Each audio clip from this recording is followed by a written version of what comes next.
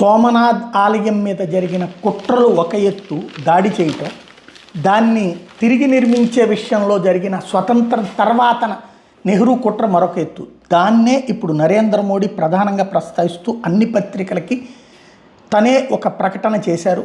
సోమనాథ్ ఈ మాట చెవినబడగానే మన మనసు పులకరిస్తుంది, సగర్వ భావన కలుగుతుంది. ఇది భారతీయ ఆత్మ అనంత స్పందన. ఈ అద్భుతాలయం పశ్చిమ భారత్ తీరంలో గుజరాత్ రాష్ట్రం ప్రభాస్ పఠాన్ అనే ప్రదేశాన్ని పావనం చేస్తోంది. దేశంలోని 12 జ్యోతిర్లింగాల ప్రాశస్త్యాన్ని 12 జ్యోతిర్లింగ స్తోత్రం ప్రస్తుతిస్తుంది. సౌరాష్ట్రే సోమనాథంచ అంటూ ఆరంభమయ్యే ఈ స్తోత్రం తొలి జ్యోతిర్లింగ నెలవుగా సోమనాథ్ నాగరికత ఆధ్యాత్మిక ప్రాధాన్యాన్ని ప్రతిబింబిస్తుంది. ఈ శ్లోకం జ్యోతిర్లింగ మహత్తును ఇలా చాటి చెబుతోంది. సోమలింగం నరోదృష్ట్యా సర్వప్రాపై ప్రమద్యుతే లభతే ఫలం మనోవాంఛితం మృత స్వర్గం నమాశ్రయేత్. అంటే సోమనాథ్ శివలింగ దర్శన మాత్రాన జీవుడు పాపవిముక్తుడై సదాశయాలకు నెరవేర్చి మరణానంతరం స్వర్గప్రాప్తి పొందుతాడు అని అర్థం. కానీ లక్షలాది భక్తజనం భక్తి ప్రవత్తులతో నీరాజనాలు అర్పించిన ఈ సోమనాథ్పై దురదృష్టవశాత్తు విదేశీ దురాక్రమణదారులు దండయాత్రలు చేశారు. ఈ నేపథ్యంలో సోమనాథ్ ఆలయానికి 2026 సంవత్సరం ప్రత్యేకమైంది. ఈ ఐతిహాసిక పుణ్యక్షేత్రంపై తొలి దాడికి ఏడాదిలో 1000 ఏళ్లు పూర్తవుతున్నాయి. గజనీ మహమ్మద్ 1026 జనవరిలో క్రూర హింసాత్మక దండయాత్రలో భాగంగా ఈ ఆలయంపై దాడి చేశాడు.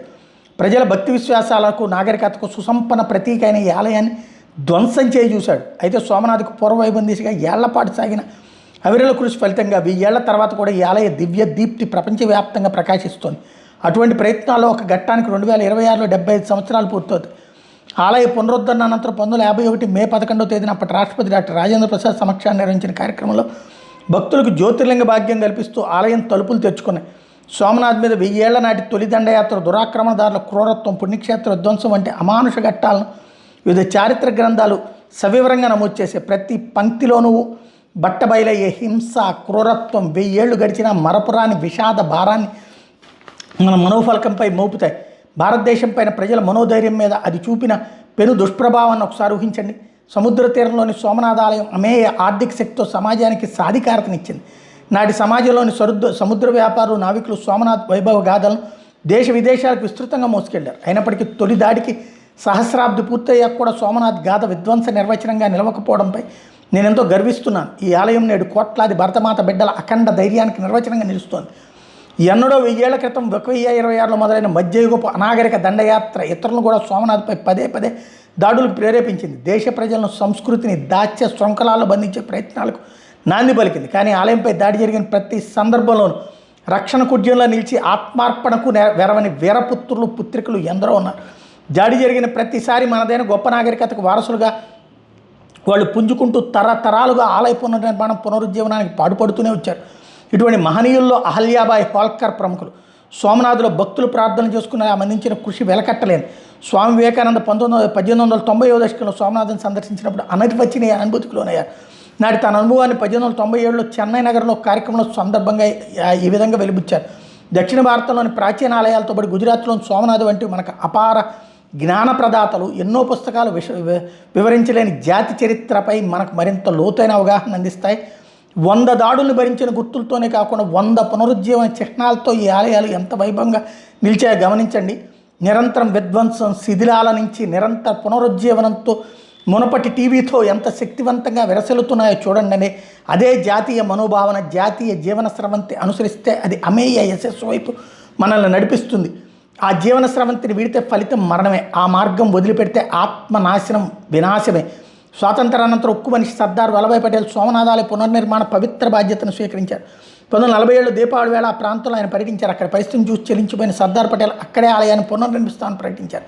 చివరికి 1951 మే 11 సోమనాథ్లో భవ్యమైన ఆలయ ద్వారాలు భక్తుల కోసం తెచ్చుకుని డాక్టర్ రాజేంద్ర ప్రసాద్ ఆ వేడుకలకు హాజరయ్యారు. ఈ చారిత్రక ఘట్టాన్ని వీక్షించాలని కలలు కన్న యోధుడు సర్దార్ సాహెబ్ ఆ సమయానికి భౌతికంగా ఈ లోకంలో లేరు. కానీ ఆయన స్వప్నం సాకారమై దేశం ఎదురు సగర్వంగా నిలిచింది. నాటి ప్రధానమంత్రి పండిట్ జవహర్లాల్ నెహ్రూ ఈ పరిణామం పట్ల ఉత్సాహం చూపలేదు. విశిష్టమైన ఈ కార్యక్రమంలో రాష్ట్రపతి, మంత్రులు పాల్గొనడం ఆయనకి ఇష్టం లేదు. ఈ కార్యక్రమం భారత్పై ప్రతికూల ముద్ర వేసింది నెహ్రూ వ్యాఖ్యానించారు. కానీ రాజేంద్ర ప్రసాద్ తన నిర్ణయానికి దృఢంగా కట్టుబడి ఉన్నారు. అనంతర పరిణామాలు చరిత్ర పట్టంలో ఉన్నాయి. సర్దార్ పటేల్కి ఎంతో అండగా నిలిచిన కేఎం మున్షీని స్మరించుకోకపోతే సోమనాథ్ గాథ అసంపూర్ణమే అవుతుంది.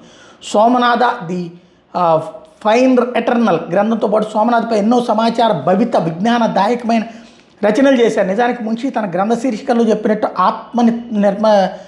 నిత్యత్వాన్ని, ఉన్నత భావాల శాశ్వతత్వాన్ని బలంగా విశ్వసించే గొప్ప నాగరికత మంది. నయనం చిందంతి శస్త్రాన్ని అని గీతలో చెప్పినట్టు అది ధ్వంసం చేయ శక్యం కాని అజిరామరత్వం అని మనం బలంగా నమ్ముతాం. మన నాగరికత అజేయ స్ఫూర్తికి సోమనాథ్కి మించిన ఉదాహరణ మరొకటి లేదు. ఎన్నో అవరోధాలను, ఆటుపోట్లు ఎదుర్కొని వైభవోపేతంగా నిలిచినటువంటి సోమనాథ్ కన్నా మిన్నగా మరేది దీన్ని వివరించగలదు? వందలేళ్ల దాడులకు, వలసవాద దోపిడీని తట్టుకుని నిలబడి నేడు ప్రపంచ వృద్ధిలో అత్యంత ఆశాజనకమైన దేశంగా ఎదిగిన భారత ప్రగతిలోనూ ఇదే స్ఫూర్తి తొణికిసలాడుతోంది. నేడు భారత్ ప్రపంచం దృష్టిని ఆకర్షిస్తోందంటే మన విలువలు, భారతీయుల దృఢ సంకల్పమే దానికి మూలం.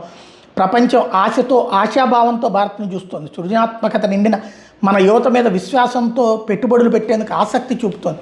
మన కళ, సంస్కృతి, సంగీతం, పండగలు ఇప్పుడు విశ్వవ్యాప్తం అవుతున్నాయి. యోగా, ఆయుర్వేదం ప్రపంచవ్యాప్తంగా ప్రభావం చూపుతూ ఆరోగ్యకరమైన జీవనశైలిని ప్రోత్సహిస్తున్నాయి. ప్రపంచాన్ని పట్టి పీడిస్తున్న కొన్ని అత్యంత తీవ్రమైన సవాళ్లకు భారత్ పరిష్కారాలను చూపుతోంది. అనాది కాలం నుంచి వివిధ వర్గాల ప్రజలను సోమనాథ్ ఏకం చేస్తోంది. శతాబ్దాల కిందటే పూజ్య జైన సన్యాసి కలికాల సర్వజ్ఞ హేమచంద్రాచార్య సోమనాథ్కి వచ్చారు.